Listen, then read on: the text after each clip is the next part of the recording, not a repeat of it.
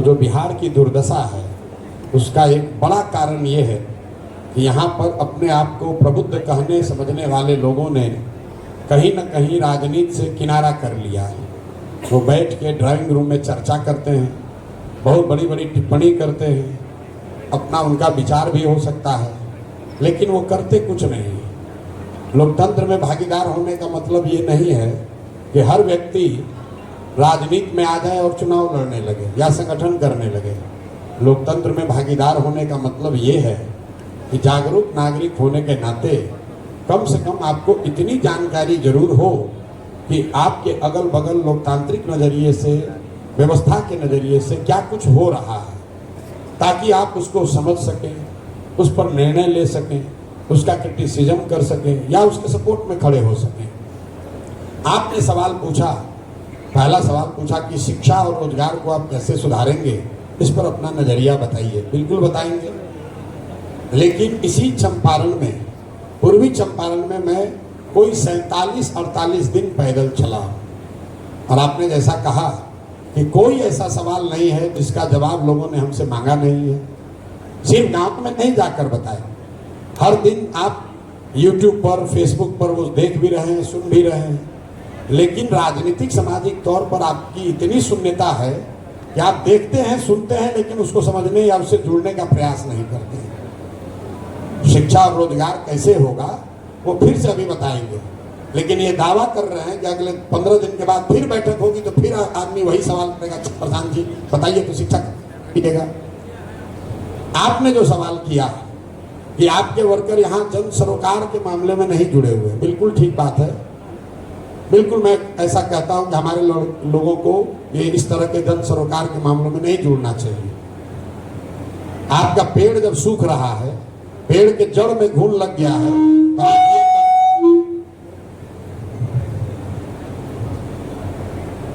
तो आप ये कह रहे हैं कि इस पेड़ के पत्तियां एकदम हरी भरी रहें, इसके पेड़ पर अच्छा फल लगता रहे, इसके लिए आपको प्रयास करना चाहिए। आपको ये समझना है कि ये दुर्दशा है क्यों। जनसुराज के लोग काम नहीं कर रहे हैं तो गलत, ठीक बात है, आपका बिल्कुल सही आकलन है, लेकिन आप लोग तो सजग लोग हैं। ट्रैफिक की व्यवस्था तो मोतिहारी में कल खराब हुई नहीं है, भ्रष्टाचार तो कल से हुआ नहीं है, यहाँ पर तो जो समस्याएं हैं वो वर्षों से वैसे ही चली आ रही हैं। चीनी मिल तो कल से बंद हुआ नहीं है, रोजगार की समस्या तो बहुत पहले से है। और आपके यहाँ सांसद एक चुनकर आए हैं, एक बार नहीं, 2 बार नहीं, 4 बार नहीं, 6 बार नहीं, 7 बार से एक ही व्यक्ति चुनकर आ रहा है।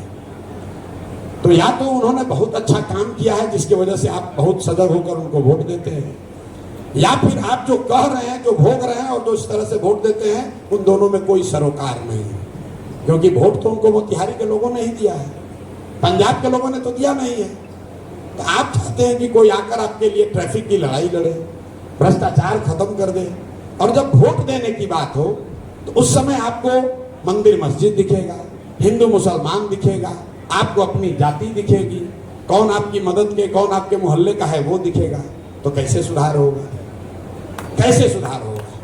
हम 2 बरस से घूम रहे हैं, हर गांव में एक ही भाषण देते हैं। कितना लोग तो सुनते सुनते बोर हो गया है। जो हमारी कई सभा को सुनता है वो कहता है हमको मालूम है इसके बाद अब यही बोलेंगे, क्योंकि हम नई बात बताते नहीं, नई बात बताने के लिए कुछ है नहीं।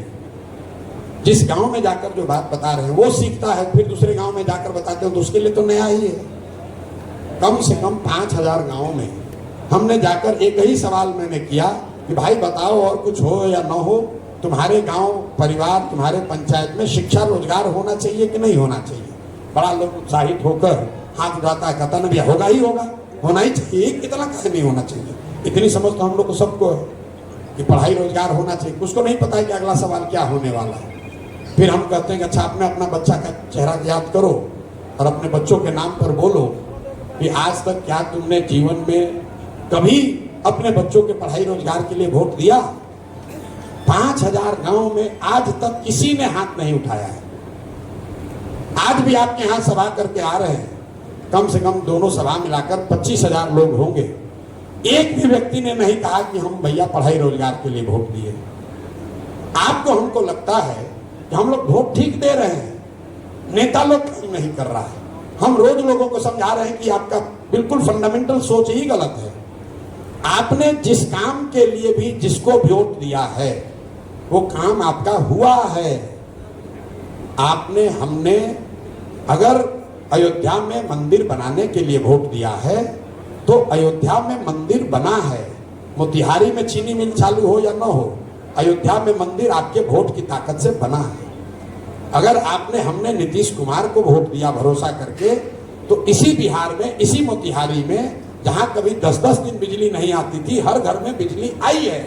चाहे नीतीश कुमार की सरकार कितनी भी निकम्मी हो, जब लोगों ने बिजली के लिए वोट दिया बिजली आई है। जब लोगों ने 5 किलो अनाज के लिए वोट दिया, तो कितना भी बिहार में भ्रष्टाचार है, लोगों को 4 किलो अनाज मिल रहा है। आप लालू मोदी और नीतीश की बात छोड़िए, लालू जी के बारे में लोग समझते हैं कि भाई लालू जी को तो वोट दिया, कुछ नहीं किया। ये भी गलत है। लालू जी क्या कहते हैं कि हमको जिसने वोट दिया, हमने गरीबों को, पिछड़ों को आवाज दिया, सम्मान दिया। तो अगर आप बिहार की राजनीति को जानते समझते हैं तो ये मानने में कोई गुरेज नहीं है कि लालू जी के राज में और कुछ हुआ चाहे नहीं, जो गरीब और पिछड़ा था उसको आवाज और सम्मान मिला है, उससे आप इनकार नहीं कर सकते हैं। अगर आपने सिलेंडर के लिए वोट दिया तो सिलेंडर सबके यहाँ बट गया। गुजरात के विकास के लिए वोट दिया तो गुजरात में आप बिजनेसमैन आपसे ज्यादा तरक्की कर रहा है। बिहार का लड़का जाकर पहले पंजाब हरियाणा में खेत काटता था, गुजरात में जाकर नौकरी कर रहा है। लोकतंत्र में आप किसको वोट देते हैं इसका ज्यादा महत्व नहीं है, किस बात के लिए वोट देते हैं इसका महत्व है। और बिहार में समस्या यह है कि हम लोग को किस विषय पर वोट दे रहे हैं इससे मतलब नहीं है, किसको वोट दे रहे हैं इस पे ज्यादा लगे हुए हैं। अरे भाई, अगर आप वोट दीजिएगा मंदिर के लिए तो मोतिहारी में चीनी मिल नहीं बनेगा। यहाँ पर इसी मोतिहारी में मोदी जी 2014 में आए थे। आप तब मोदी जी को इतना नहीं जानते होंगे, आप तो सुशील मोदी को जानते होंगे। नरेंद्र मोदी का स्पीच हमने लिखा है इसी मोतिहारी ग्राउंड में 2014 में। उन्होंने कहा कि इसी चीनी मिल से बनी हुई चीनी से चाय पिएंगे तब वोट मांगने आएंगे। आप कहिए भैया तो मोदी जी का आप ही सिखाए थे, आप ही का गलती है। ठीक बात है, मेरा गलती है। उस चुनाव के बाद मोदी जी कितनी बार आ गए, 5 बार 6 बार चुनाव हो गया, आज तक वो मिल चालू नहीं हुई। लेकिन लोग यहाँ मोतिहारी के लोग किसको वोट दे रहे हैं? लगातार उसी बीजेपी वोट दे रहे हैं। वो चीनी मिल नहीं चालू हुआ, छोड़ दीजिए। हम जब यहाँ पैदल चले तो लोगों ने कहा भैया इसके लिए आवाज उठाइए। हमने काहे उठाए? उस चीनी मिल के बकाये राशि के भुगतान के नाम पर कट्ठा करके जमीन बेचा गया है, कब्जा किया गया है। और कौन लोग कब्जा किए हैं? उन्हीं लोग को आप लोग वोट देते हैं। और यहाँ खड़े होकर बड़ा बड़ा बात कहिएगा, कैसे होगा? नहीं हो सकता। जो बोइएगा वही काटिएगा, जो बोइएगा वही काटिएगा। गलत को वोट दीजिएगा तो गलत ही होगा, वो चाहे भाजपा का हो, छुट का हो, राजद का हो या किसी जदयू का हो। लोग कहते हैं भैया ये बात तो ठीक है, हम लोग के पास विकल्प नहीं था। बिल्कुल सिरे से गलत बात है।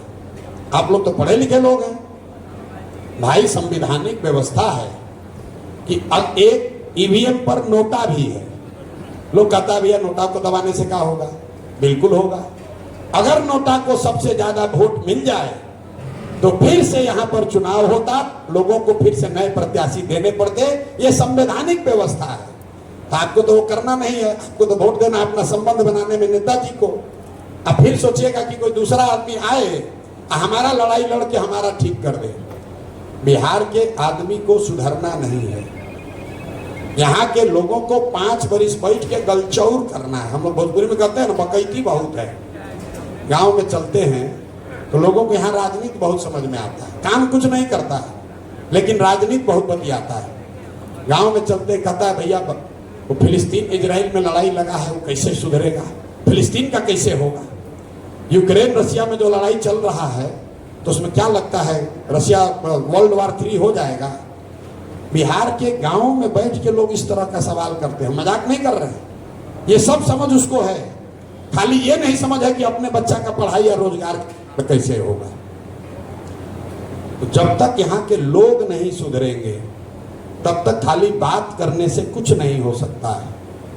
कुछ नहीं हो सकता है। एक प्रशांत किशोर आए कि 10 प्रशांत किशोर आए, कुछ लोग खड़ा होकर कहता है कि भैया आप पर काहे भरोसा करें, क्यों आप पर भरोसा करें, आप भी तो ठग सकते हैं।